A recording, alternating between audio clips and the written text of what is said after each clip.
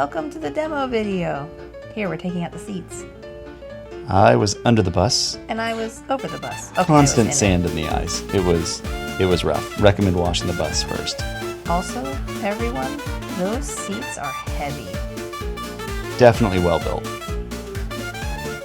I wasn't really at my normal lifting strength because, Ra was only not that many weeks old, just giving birth, but we managed. We did. Definitely a two-person job. Not just lifting the seats, but getting the fasteners out from underneath the bus. The ones that were above the gas tank, where you had to go in there. Your hand really got kind of stuck. Yeah. A couple bloody knuckles. But he survived. One thing I was not prepared for was the sheer amount of fasteners on this bus. Thousands of fasteners. And they weren't rivets. They were Phillips head screws in most cases. Most of them came out. And we're very grateful for that because it was okay. But it was a lot of fasteners. So many fasteners. And your arms get really tired reaching up over your head, taking those fasteners out of the roof, which is why sometimes I went down along under the windows. And even Colton came. Is he in it? There he is. He came to help take off the wheel well covers. And Ra was along for the ride. Yes. There was so much progress taking the seats out, and then it felt like we took a month just removing fasteners, and nothing else was coming out yet.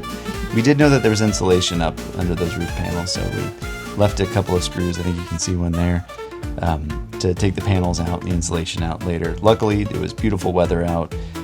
We had a few windows open. I think it was actually pretty cool. Oh, and then insulation day. Eventually put on the Tyvek suit and the respirator. And that was a total Kyle job because I didn't want any insulation on me having to nurse very often actually. So we just let him handle that for a couple of days by himself. I did use the blower to help him get the insulation cleaned off of his head and body off of his suit. Well, and this wasn't too bad. And this was the one where the lady from across the creek lost her goats. So I had the suit on, I had just gotten started, pulled down the first panel, and as I was trying to wrangle it out of the bus, she came over and was holding a feed bucket looking for goats. Yes. So we stopped to help her. Side note, she did find her goats. We did not catch them, but she found them. And then we visited them. They were very skittish, but also adorable. And by and large, the insulation stayed pretty well put, but when the wind would pick up, it would blow around the bus, and so I think at this point it got a little warmer out. And it was a relief not having the suit on, but definitely needed the respirator. And this job, definitely want full protection. Taped up my gloves to the suit, had eye protection and the respirator, pulled out all the cotton candy from the roof, and then figured out that an angle grinder with a wire wheel or wire brush would take the insulation off of the adhesive that was on the walls of the bus. And they did a pretty good job, but made a huge mess, so had to come in and clean it up afterwards. Oh, look at how fast you can vacuum in the... I'm so fast. In the fast speed. Now here's where we ran into an issue. We got the bus here, parked it, went to start it when we got back, and it wouldn't start, but it would crank. We had this beautiful cleaned out shop, really wanted to pull the bus in, so after a couple weeks of diagnostic work off and on, we finally got the bus running again. A little bit of a surprise, because it was some wiring that we fixed, and the bus fired up, so we took advantage of that, and we quickly pulled the bus in. But not that quick, because those trees are shaking in a very unnatural way. Yep, so we got everybody excited, everybody was out, went to pull the bus into the shop, and that's as far as we made it. It was about halfway, it just doesn't look like it from here. Yeah, the front wheels were definitely in the shop. Turns out we actually had an air leak. We weren't pressurizing our tanks because of the air filter was leaking. So next day, round 2, didn't replace the air filter yet. I think this was on a weekend, of course, of all things. And so used an air compressor to fill up the air tanks, fired up the bus, went to pull it in, still no throttle. The engine would rev, couldn't get it moving, but I did back it up. It just didn't fill up the air tanks enough. I think that first time I hit the brake, it used too much air. So filled them back up, got it going, finally got it into place. The kids had gone inside by this point because they decided we were taking too long and it wasn't very exciting not getting the bus in. But then when we got the bus in, we did the happy dance. As you can see, Bodie and Jasper were very excited. You'll see a measure of their excitement in just a moment.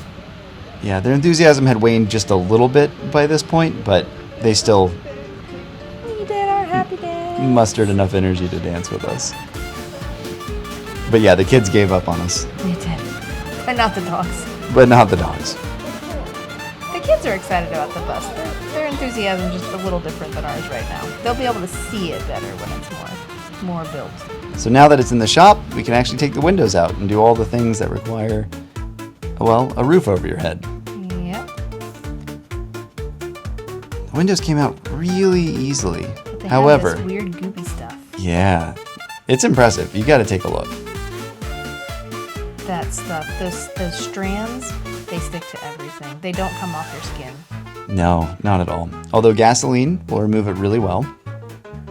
And oddly enough, if you can get it to stick to a nitrile glove, you can kind of use that to ball it up. And then from there, it was just a lot of rivet removal. Here I am going down the rub rail, taking out the rivets so we can get the side panels on the interior off. This was another mostly Kyle job because that rivet gun was air-powered and very loud. So a little too loud for little Oh, the air Aussies. chisel, yeah. Luckily, I drilled these out, and then we also took off the back covers for the engine bay, free up a little more space. We're going to take that air intake down a little bit. And again, more insulation. I was hopeful that it wasn't adhered to the walls, but it totally was. However, a little wire brush cleaned that up pretty well. And then from there is just some detail work, some wiring, some more rivets on the outside for the roof raise, get the front skin and the... Every time we rear reported skin. on Facebook that we had taken out the last rivet, there were like 5 more that we found in various It locations. just kept cropping up. And then we decided to take out the side vents and move those down. So those lower engine bay doors will get those side vents for better engine ventilation and more people space inside the bus. A couple more details, then finally the emergency exit door, which I did by myself, and those things are heavy. There were a couple of rivets that were stuck in there that I had to hammer out and then finally free the door.